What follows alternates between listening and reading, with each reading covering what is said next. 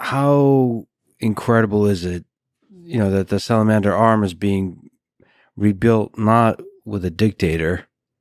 It's kind of like the cellular automata system. All the individual workers are doing their own thing. So where's that top-down signal that does the control coming from? Like, how can you find it? Yeah. Like, why does it stop growing? How does it know the shape? How does it have memory of the shape? And how does it tell everybody to be like, whoa, whoa, whoa, slow down, we're done? So the first thing to think about, I think, is that there are no examples anywhere of a central dictator, because in this kind of science, because everything is made of parts. And so we even though we feel as a unified central sort of intelligence and kind of point of cognition, we are a bag of neurons, right? All intelligence is collective intelligence. This is important to kind of think about, because a lot of people think, okay, there's real intelligence like me, and then there's collective intelligence, which is ants and flocks of birds and, termites and things like that. And maybe it's appropriate to think of them as an individual, and maybe it's not. And a lot of people are skeptical about that and so on. But you got to realize that we are not. There's no such thing as this like indivisible diamond of intelligence that's like this one central thing that's not made of parts. We are all made of parts, and so if you believe, which I think is hard to get around, that we in fact have a centralized set of goals and preferences, and we plan and we do things and so on, you are already committed to the fact that a collection of cells is able to do this, because we are a collection of cells. There's no getting around that.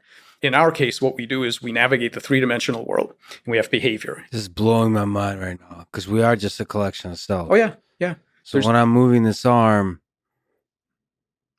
I feel like I'm the central dictator of that action, but there's a lot of stuff going on. Like all the cells here are collaborating in some interesting way. They're getting signal from the central nervous system. Well, even the central nervous system is misleadingly named, because it isn't really central. Again, it's just a bunch of cells. It's just a bunch of cells. I mean, all of it, right? There are no singular indivisible intelligences anywhere. We are all, every example that we've ever seen is a collective of something. It's just that we're used to it. We're used to that. We're used to, okay, this thing is kind of a single thing, but it's really not. You zoom in, you know what you see. You see a bunch of cells running around, and so. Is there some unifying? I mean, we're just jumping around, but that's something that you look at as the bioelectrical signal versus the biochemical, the chemistry, the electricity. Maybe the life is in that versus the cells. It's the there's an orchestra playing, and the resulting music is the dictator. That's not bad. That's Dennis Noble's kind of view of things. He has two really good books where he talks about this musical analogy, right? So I think that's I like it. I like it.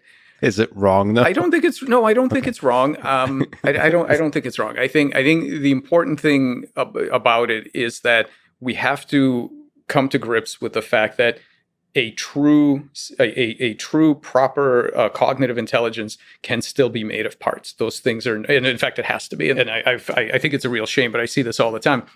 When you have a collective like this, whether it be a group of robots or a collection of cells or neurons or whatever, as soon as we gain some insight into how it works, right? Meaning that, oh, I see, in order to take this action, here's the information that got processed via this chemical mechanism or whatever.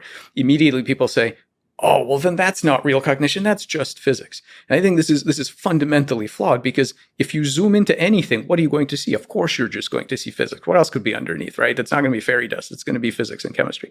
But that doesn't take away from the magic of the fact that there are certain ways to arrange that physics and chemistry, and in particular, the bioelectricity, which I like a lot, to give you an emergent collective with goals and preferences and memories and anticipations that do not belong to any of the subunits. So I think what we're getting into here, and we can talk about how this happens during embryogenesis and so on, what we're getting into is the origin of of a self. With a capital S. So we ourselves, there are many other kinds of selves, and we can tell some really interesting stories about where selves come from and how they become unified.